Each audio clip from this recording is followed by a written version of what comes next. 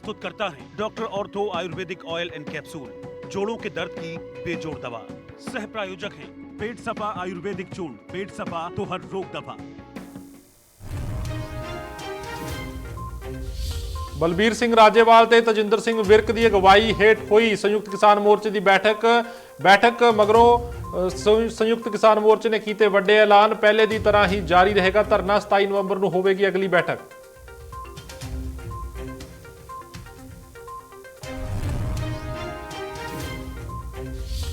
MSP ਨੂੰ ਲੈ ਕੇ ਨਵਜੋਤ ਸਿੰਘ ਸਿੱਧੂ ਨੇ ਕੀਤਾ ਟਵੀਟ, ਕਿਹਾ ਕੇਂਦਰ ਦਾ ਐਮਐਸਪੀ ਨੂੰ ਖਤਮ ਕਰਨ ਦਾ ਪਲਾਨ ਜਾਰੀ। ਐਮਐਸਪੀ ਤੇ ਕਾਨੂੰਨ ਬਣਾਉਣ ਨੂੰ ਲੈ ਕੇ ਕੇਂਦਰ ਕੁਝ ਨਹੀਂ ਬੋਲਿਆ।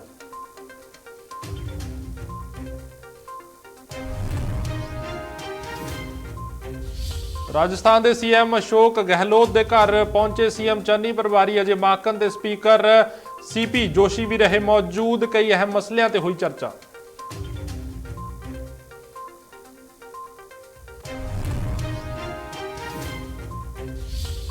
ਸਾਬਕਾ ਸੀਐਮ ਕੈਪਟਨ ਅਮਰਿੰਦਰ ਸਿੰਘ ਨੇ ਕੀਤਾ ਵੱਡਾ ਐਲਾਨ। ਪੋਸਟ ਸ਼ੇਅਰ ਕਰ ਲਿਖਿਆ, ਮੈਂ ਪਟਿਆਲਾ ਤੋਂ ਹੀ ਚੋਣ ਲੜਾਂਗਾ। ਪਟਿਆਲਾ 400 ਸਾਲਾਂ ਤੋਂ ਸਾਡੇ ਨਾਲ ਰਿਹਾ ਅਤੇ ਮੈਂ ਸਿੱਧੂ ਦੀ ਖਾਤਰ ਪਟਿਆਲਾ ਨੂੰ ਛੱਡਣ ਵਾਲਾ ਨਹੀਂ।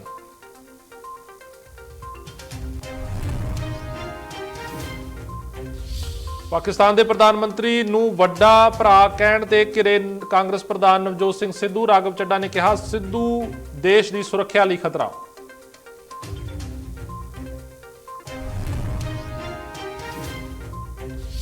पंजाबी लोक गायक गुरमीत बावा का 77 साल की उम्र 'ਚ होया देहांत। पिछले कुछ समय तो बीमार चल रहे सन गुरमीत बावा। सीएम चन्नी ने किया दुख का प्रगटावा, कहा पंजाबी संगीत जगत 'ਚ बावा का अहम योगदान।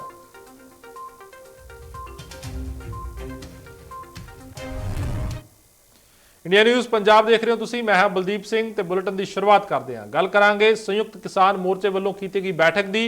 संयुक्त किसान मोर्चे के आगू बलबीर सिंह राजेवाल ने बैठक मगरों की गई प्रैस कॉन्फ्रेंस च कहा कि लखनऊ की महापंचायत ਅਤੇ 29 नवंबर ਨੂੰ संसद कूच सने बाकी सारे प्रोग्राम ज्यों ਦੇ ਤਿਉਂ जारी ਰਹਿਣਗੇ। ਇਸ ਦੇ ਨਾਲ ਹੀ ਰਾਜੇਵਾਲ ਨੇ ਕਿਹਾ ਕਿ ਐਮਐਸਪੀ ਅਤੇ ਬਕਾਇਆ ਮੰਗਾਂ ਨੂੰ ਲੈ ਕੇ ਪ੍ਰਧਾਨ ਮੰਤਰੀ ਮੋਦੀ ਨੂੰ ਇੱਕ ਚਿੱਠੀ ਵੀ ਲਿਖੀ ਜਾਵੇਗੀ। ਬਲਬੀਰ ਸਿੰਘ ਰਾਜੇਵਾਲ ਨੇ ਦੱਸਿਆ ਕਿ ਕਿਸਾਨ ਮੋਰਚੇ ਦੀ ਅਗਲੀ ਬੈਠਕ 27 ਨਵੰਬਰ ਨੂੰ ਹੋਵੇਗੀ। जिसमें जो 3 कानून रिपील करने के लिए प्राइम मिनिस्टर ने ऐलान किया है उस पर चर्चा हुई। उस चर्चा के बाद कुछ फैसले हुए। एक तो ये कि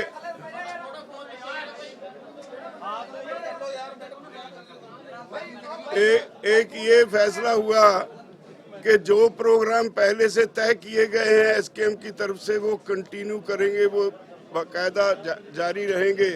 22 को लखनऊ में किसान पंचायत होगी और 26 का प्रोग्राम सारे बॉर्डर्स पे हर जगह पे वो बड़ी गैदरिंग्स होंगी और 29 का वो जो पार्लियामेंट कूच है वो that stands as it is, वो अभी वैसे ही रहेगा। और उस तक क्या डेवलपमेंट्स होती हैं उस पे फैसला करने के लिए 27 को फिर एसकेएम की मीटिंग होगी। 29 से पहले 27 तारीख को फिर एक मीटिंग होगी एसकेएम की। जो हालात उस वक्त तक बनेंगे उस पे फैसला लिया जाएगा।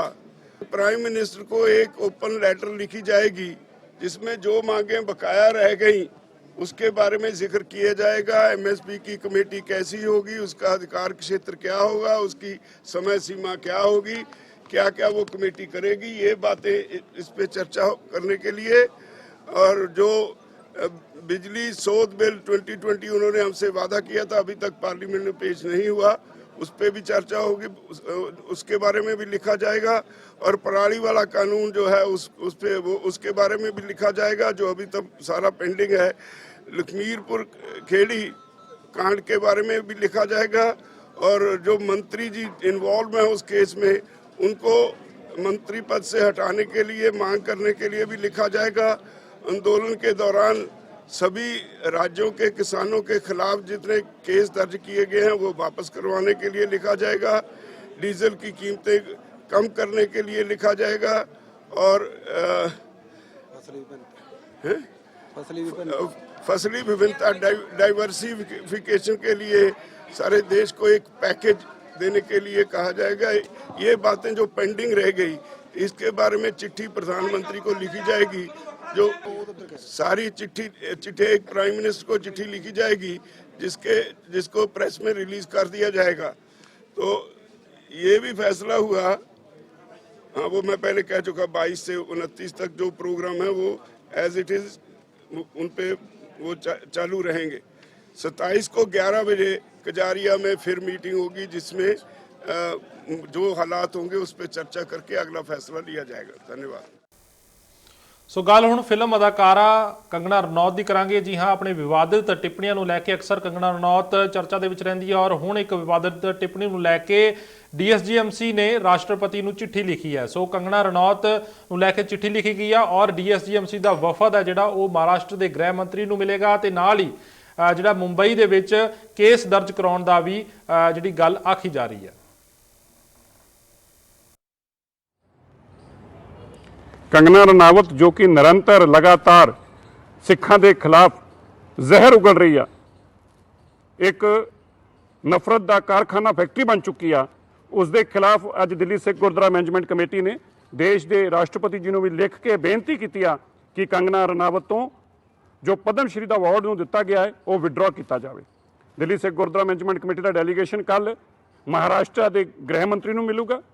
उतों के खार पुलिस स्टेशन के अंदर और सेंटा क्रूज उत्थों के DCP और SHO को फिजिकली मिलकर कंप्लेंट और मुकदमा दर्ज कराएगा और ये यकीनी बनाएगा इस बार कि कंगना रनावत को जमानत मिले और इसनूं जेल जाना पवे जो बार बार इस सिखां के खिलाफ गंद और जहर उगल रही है।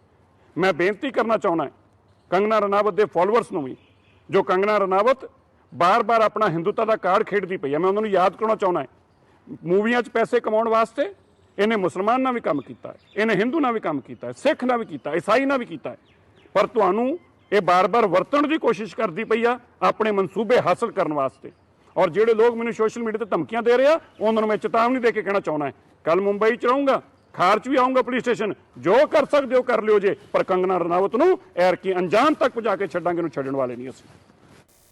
ਸੋ ਗੱਲ ਕਰਾਂਗੇ ਹੁਣ ਪਰਮਿੰਦਰ ਸਿੰਘ ਢੀਂਡਸਾ ਦੀ। ਜੀ ਹਾਂ, ਪਰਮਿੰਦਰ ਢੀਂਡਸਾ ਨੇ ਸਾਬਕਾ ਮੁੱਖ ਮੰਤਰੀ ਰਜਿੰਦਰ ਕੌਰ ਭੱਠਲ ਤੇ ਨਿਸ਼ਾਨਾ ਸਾਧਿਆ ਹੈ। ਦਰਅਸਲ ਮਾਮਲਾ ਉਦੋਂ ਭਖਿਆ ਜਦੋਂ ਰਜਿੰਦਰ ਕੌਰ ਭੱਠਲ ਨੇ ਸੁਖਦੇਵ ਸਿੰਘ ਢੀਂਡਸਾ ਦੇ ਬਾਰੇ ਟਿੱਪਣੀ ਕੀਤੀ ਤੇ ਕਿਹਾ ਕਿ ਸੁਖਦੇਵ ਸਿੰਘ ਢੀਂਡਸਾ ਨੂੰ ਬੁੱਕਲ ਦਾ ਸੱਪ ਦੱਸਿਆ ਔਰ ਉਸ ਤੋਂ ਬਾਅਦ ਹੁਣ ਪਰਮਿੰਦਰ ਸਿੰਘ ਢੀਂਡਸਾ ਜੋ ਕਿ ਸੁਖਦੇਵ ਸਿੰਘ ਢੀਂਡਸਾ ਦੇ ਬੇਟੇ ਨੇ ਉਹਨਾਂ ਨੇ ਰਜਿੰਦਰ ਕੌਰ ਭੱਠਲ ਦੇ ਉੱਪਰ ਨਿਸ਼ਾਨਾ ਸਾਧਿਆ ਤੇ ਉਹਨਾਂ ਨੇ ਇੱਥੇ ਤੱਕ ਵੀ ਕਹਿ ਦਿੱਤਾ ਕਿ ਕਿਸਾਨਾਂ ਦੀ ਖਾਤਰ ਸੁਖਦੇਵ ਸਿੰਘ ਢੀਂਡਸਾ ਨੇ ਪਦਮ ਭੂਸ਼ਣ ਅਵਾਰਡ ਹੈ ਜਿਹੜਾ ਉਹ ਵਾਪਸ ਕੀਤਾ ਤੇ ਨਾਲ ਦੀ ਨਾਲ ਉਹਨਾਂ ਨੇ ਬੀਬੀ ਭੱਠਲ ਨੂੰ ਇਹ ਵੀ ਕਿਹਾ ਕਿ ਉਹਨਾਂ ਨੂੰ ਆਪਣੀ ਹਾਰ ਆਗਾਮੀ ਚੋਣਾਂ ਦੇ ਵਿੱਚ ਨਜ਼ਰ ਆ ਰਹੀ ਹੈ ਜਿਸ ਕਰਕੇ ਉਹ ਅਜਿਹੀਆਂ ਟਿੱਪਣੀਆਂ ਕਰ ਰਹੇ ਹਨ। ਇਸ ਦੇ ਨਾਲ ਹੀ ਖੇਤੀ ਕਾਨੂੰਨਾਂ ਦਾ ਵੀ ਪਰਮਿੰਦਰ ਢੀਂਡਸਾ ਨੇ ਸਵਾਗਤ ਕੀਤਾ ਪਰ ਨਾਲ ਦੀ ਨਾਲ ਕਿਹਾ ਕਿ ਇਹ ਪਹਿਲਾਂ ਹੀ ਜਿਹੜੇ ਆ ਰੱਦ ਹੋਣ ਦਾ ਐਲਾਨ ਹੋ ਜਾਣਾ ਚਾਹੀਦਾ ਸੀ ਤਾਂ ਜੋ 700 ਕਿਸਾਨਾਂ ਦੀ ਜਾਨ ਹੈ ਜਿਹੜੀ ਉਹ ਬਚ ਜਾਂਦੀ।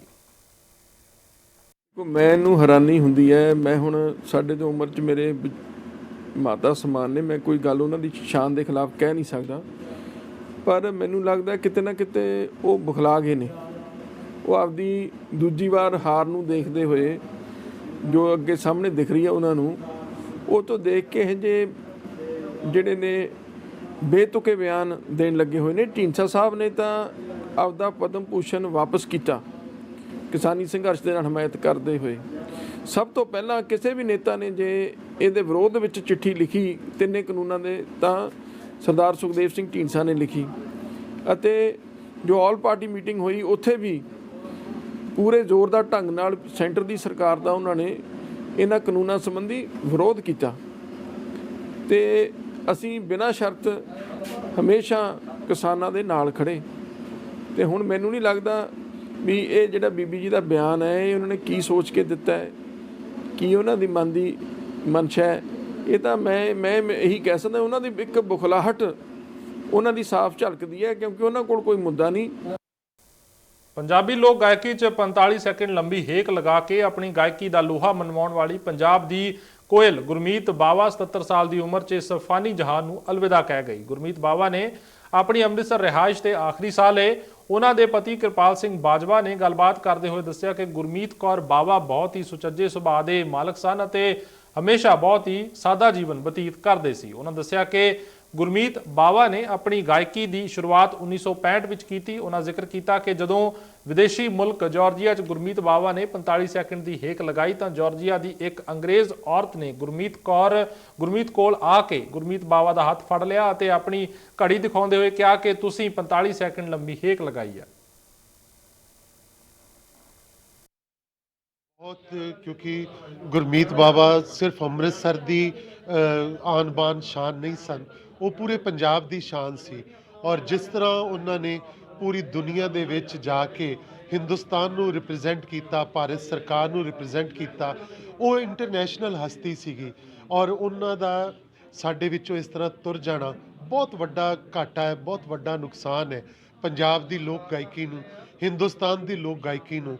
और अजिही लोक गायिका का इस तरह साडे विचों विछड़ जाना, मैं समझदा वां कि ये सदियां तक कभी घाटा पूरा नहीं हो सकता। गुरमीत बावा होर कभी हो नहीं सकती कोई। गुरमीत बावा वर्गी आवाज़, गुरमीत बावा वर्गे शख्सियत जिहड़ी लोक गायकी नूं, जिन्हां ने गीत सांभे, जिन्हां ने मावां धीआं भैणां दे घरां दे विच बैठ के वो गीत जिहड़े सीगे, वो लोकां नाल प्यार करन वाले गीत सीगे, वो सारा कुछ सांभिया, वो अज साडे कोलों तुर गया। सो बहुत वड्डा नुकसान होया है, बहुत वड्डा। बड़े माण नाल उन्होंने ने अपनी गायकी का सफ़र पूरा किया सर। उन्हों की गायकी हर घर घर दे विच बड़े माण नाल बह के सुनी जाती सी। पर गायकी का हुण लोक गायकी गाने वाले लास्ट सी सिंगर। हुण देखो जी, जिहड़े ते साफ सुथरी गायकी नूं पसंद करने वाले ने उन्होंने तो बहुत घाटा पिया। जिहड़े बाकी ना सर मैं कुछ नहीं कह सकती। हाँ, एक लोक गायकी का युग खत्म हो गया सर। लोक गाथावां, लोक गायकी, पंजाबी विरसा, पंजाबी सभ्याचार, पंजाबी बोली का युग खत्म हो गया। बराबर कोई है ही नहीं है सर। पंजाबी गायकी हिक दे जोर की गायकी है।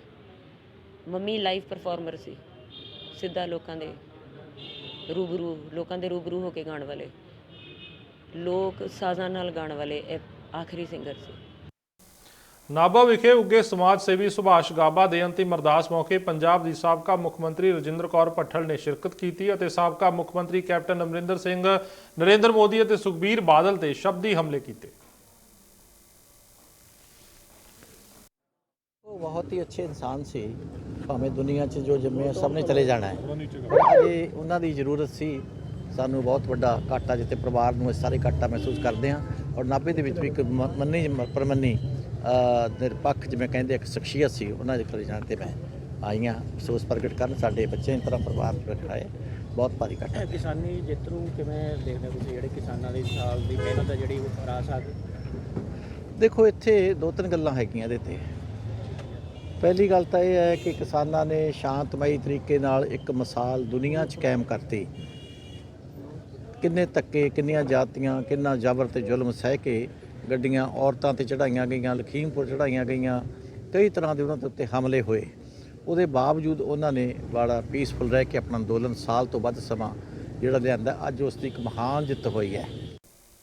ਪੰਜਾਬ ਦੇ ਮੈਡੀਕਲ ਖੋਜ ਮੰਤਰੀ ਡਾਕਟਰ ਰਾਜਕੁਮਾਰ ਵੇਰਕਾ ਨੇ ਮੈਡੀਕਲ ਕਾਲਜ ਅੰਮ੍ਰਿਤਸਰ ਵਿਖੇ ਆਰਥਰੋਪੈਥਿਕ ਰਿਸਰਚ ਡਾਕਟਰਾਂ ਦੀ ਟੀਮ ਨਾਲ ਅੱਜ ਵਿਸ਼ੇਸ਼ ਮੀਟਿੰਗ ਕੀਤੀ। ਇਸ ਦੌਰਾਨ ਰਾਜਕੁਮਾਰ ਵੇਰਕਾ ਨੇ ਨਵਜੋਤ ਸਿੰਘ ਸਿੱਧੂ ਦੇ ਹੱਕ 'ਚ ਗੱਲ ਕਰਦੇ ਹੋਏ ਕਿਹਾ ਕਿ ਸਿੱਧੂ ਨੇ ਕੋਈ ਗਲਤ ਬਿਆਨ ਨਹੀਂ ਦਿੱਤਾ, ਕਿਉਂਕਿ ਸਿੱਧੂ ਦੇ ਨਾਨਾ ਨਾਨੀ ਪਾਕਿਸਤਾਨ 'ਚ ਰਹਿੰਦੇ ਹਨ ਅਤੇ ਜਿਸ ਕਰਕੇ ਉਹਨਾਂ ਦਾ ਪਾਕਿਸਤਾਨ ਤੇ ਲੋਕਾਂ ਪ੍ਰਤੀ ਪਿਆਰ ਹੈ। ਦੱਸ ਦਈਏ ਕਿ ਬੀਤੇ ਦਿਨ ਨਵਜੋਤ ਸਿੰਘ ਸਿੱਧੂ ਵੱਲੋਂ ਕਰਤਾਰਪੁਰ ਸਾਹਿਬ 'ਚ ਪਾਕਿਸਤਾਨ ਦੇ ਵਜ਼ੀਰ ਆਜ਼ਮ ਇਮਰਾਨ ਖਾਨ ਨੂੰ ਆਪਣਾ ਵੱਡਾ ਭਰਾ ਕਿਹਾ ਗਿਆ ਸੀ। ਉਸ ਤੋਂ ਬਾਅਦ ਹੀ ਸਾਰੀਆਂ ਸਿਆਸੀ ਪਾਰਟੀਆਂ ਨੇ ਸਿੱਧੂ ਤੇ ਤੰਜ਼ ਕੱਸਣੇ ਸ਼ੁਰੂ ਕਰ ਦਿੱਤੇ ਸਨ। ਅੱਜ ਮੈਡੀਕਲ ਕਾਲਜ ਅੰਮ੍ਰਿਤਸਰ ਦੇ ਵਿੱਚ ਸਾਡੇ ਆਰਥੋਪੈਡਿਕ ਰਿਸਰਚ ਕਰਨ ਵਾਲੇ ਸਾਰੇ ਡਾਕਟਰਸ, ਸਾਡੇ ਵਾਈਸ ਚਾਂਸਲਰ ਰਾਜ ਬਹਾਦਰ ਜੀ ਦੀ ਅਗਵਾਈ 'ਚ ਔਰ ਸਾਡੇ ਪ੍ਰਿੰਸੀਪਲ ਦੇਵਗਨ ਸਾਹਿਬ ਔਰ ਸਾਡੇ ਹੈੱਡ ਆਫ ਡਿਪਾਰਟਮੈਂਟ ਜਿਹੜੇ ਉਹ ਡਾਕਟਰ ਪ੍ਰਤਾਪ ਵੇਰਕਾ ਜੀ ਔਰ ਇਹ तमाम ਸਾਡੇ ਵਿਸ਼ੇਸ਼ज्ञ ਡਾਕਟਰਸ ਉਹ ਪੰਜਾਬ ਭਰ ਤੋਂ ਔਰ ਬਾਹਰੋਂ ਵੀ ਅੱਜ ਇੱਥੇ ਕਾਨਫਰੰਸ ਕਰਨ ਵਾਸਤੇ ਆਏ। ਔਰ ਨਵੀਆਂ ਖੋਜਾਂ, ਨਵੀਆਂ ਜਿਹੜੀਆਂ ਲੋਕਾਂ ਦੀਆਂ ਉਮੀਦਾਂ ਹੈ ਔਰ ਅਸੀਂ ਮਹਿਸੂਸ ਕਰਦੇ ਹਾਂ ਕਿ ਜਿੰਨੇ ਵੀ ਇਹਨਾਂ ਦੀ ਰਿਸਰਚ ਹੈ ਉਹ ਪੂਰੀ ਦੁਨੀਆ ਇਹਨਾਂ ਦਾ ਲੋਹਾ ਮੰਨਦੀ ਹੈ। ਅਸੀਂ ਮਹਿਸੂਸ ਕਰਦੇ ਹਾਂ ਕਿ ਸਾਡੇ ਡਾਕਟਰ ਜਿਹੜੇ ਹੈ ਉਹ ਲੋਕਾਂ ਨੂੰ ਬਚਾਉਣ ਵਾਸਤੇ ਇਹ ਨਵੀਂ ਖੋਜ ਕਰਦੇ ਹੈ ਔਰ ਆ ਕੇ ਬੈਠ ਕੇ ਇੱਥੇ ਆਪਸੀ ਵਿਚਾਰ ਵਟਾਂਦਰਾ ਕਰਕੇ ਇਹ ਜਿਹੜਾ ਐਕਸਪੀਰੀਅੰਸ ਹੈ ਇਹ ਪੂਰੇ ਵਰਲਡ ਦੇ ਅੰਦਰ ਪੂਰੀ ਦੁਨੀਆ ਇਹਨਾਂ ਦੇ ਐਕਸਪੀਰੀਅੰਸ ਨੂੰ ਮੰਨਦੀ ਹੈ।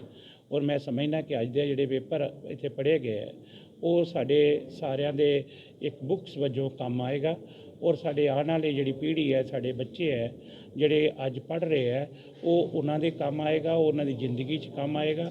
ਔਰ ਜਿਹੜੇ ਸਾਡੇ ਨਵੇਂ ਡਾਕਟਰ ਤਿਆਰ ਹੋ ਰਹੇ ਹੈ ਇਹ ਸਾਰੀਆਂ ਜਿਹੜੀਆਂ ਸਰਚ ਹੁੰਦੀਆਂ ਸਾਡੇ ਐਕਸਪੀਰੀਅੰਸ ਡਾਕਟਰਸ ਦੀਆਂ, ਸਾਡੇ ਵਿਸ਼ੇਸ਼ਗਿਆਂ ਦੀਆਂ, ਇਹ ਸਾਰੀਆਂ ਉਹਨਾਂ ਵਾਸਤੇ ਹੁੰਦੀਆਂ। ਮੈਂ ਸਮਝਦਾ ਕਿ ਇਹ ਸਾਡੀ ਆਉਣ ਵਾਲੀ ਜਨਰੇਸ਼ਨ ਵਾਸਤੇ ਔਰ ਪੜ੍ਹਨ ਵਾਲੇ ਬੱਚਿਆਂ ਵਾਸਤੇ ਇਹ ਬਹੁਤ ਵੱਡਾ ਮੀਲ ਪੱਥਰ ਸਾਬਤ ਹੋਏਗਾ। ਪੰਜਾਬ ਪ੍ਰਦੇਸ਼ ਕਾਂਗਰਸ ਕਮੇਟੀ ਦੇ ਪ੍ਰਧਾਨ ਨਵਜੋਤ ਸਿੰਘ ਸਿੱਧੂ ਦੇ ਅੰਮ੍ਰਿਤਸਰ ਘਰ ਦੇ ਬਾਹਰ ANM ਮੈਡੀਕਲ ਸਟਾਫ ਦੇ ਮੁਲਾਜ਼ਮਾਂ ਨੇ ਪੰਜਾਬ ਸਰਕਾਰ ਖਿਲਾਫ ਪ੍ਰਦਰਸ਼ਨ ਕੀਤਾ। ਇਸ ਦੌਰਾਨ ਮੁਲਾਜ਼ਮਾਂ ਵੱਲੋਂ ਪੰਜਾਬ ਸਰਕਾਰ ਖਿਲਾਫ ਜੰਮ ਕੇ ਨਾਅਰੇਬਾਜ਼ੀ ਕੀਤੀ ਗਈ। ਮੁਲਾਜ਼ਮਾਂ ਦਾ ਕਹਿਣਾ ਸੀ ਕਿ ਸਰਕਾਰ ਨਾਲ ਕਈ ਵਾਰ ਗੱਲਬਾਤ ਹੋਈ ਪਰ ਸਰਕਾਰ ਵੱਲੋਂ ਇਹਨਾਂ ਨੂੰ ਰੈਗੂਲਰ ਕਰਨ ਦੇ ਵਾਅਦੇ ਖੋਖਲੇ ਸਾਬਤ ਹੋਏ ਨੇ ਤੇ ਨਾਲ ਹੀ ਉਹਨਾਂ ਕਿਹਾ ਕਿ ਜੇਕਰ ਉਹਨਾਂ ਦੀ ਮੰਗਾਂ ਨੂੰ ਪੂਰਾ ਨਹੀਂ ਕੀਤਾ ਗਿਆ ਤਾਂ ਸਰਕਾਰ ਨੂੰ ਨਤੀਜਾ ਭੁਗਤਣਾ ਪਏਗਾ।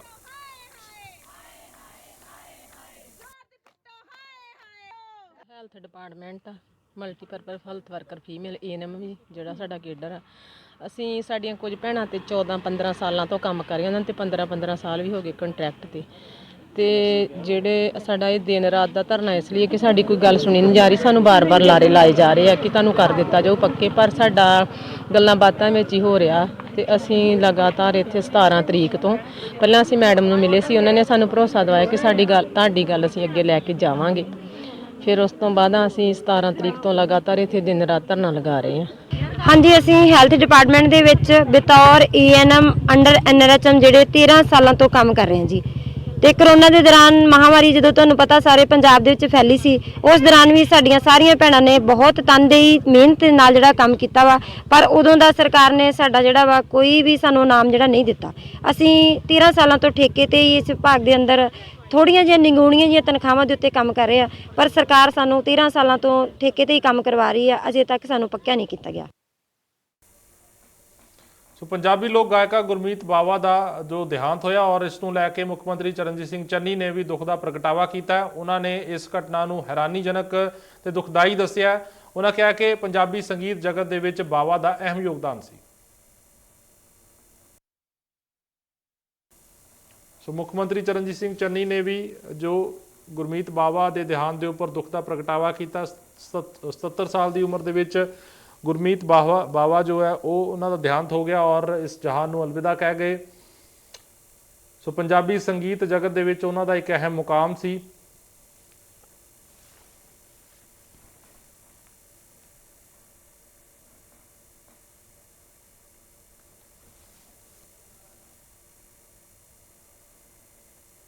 ਸੋ ਫਿਲਹਾਲ ਇਸ ਬੁਲੇਟਿਨ ਦੇ ਵਿੱਚ ਇੰਨਾ ਹੀ। ਜੁੜੇ ਰਹੋ ਇੰਡੀਆ ਨਿਊਜ਼ ਪੰਜਾਬ ਦੇ ਨਾਲ।